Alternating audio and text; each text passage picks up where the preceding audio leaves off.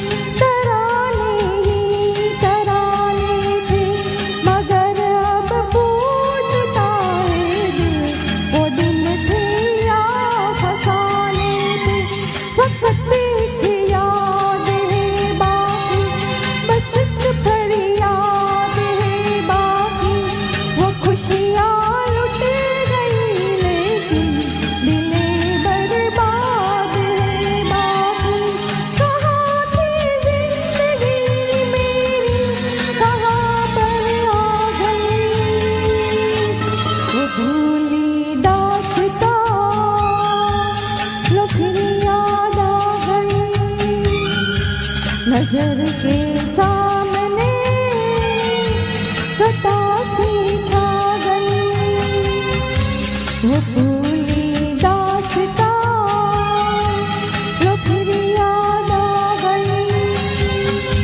नजर के सामने कटासी छा गई, वो भूली दास्तां लो फिर याद आ गई। Thank you. જોરદાર રજૂઆત મિત્રો. આપણી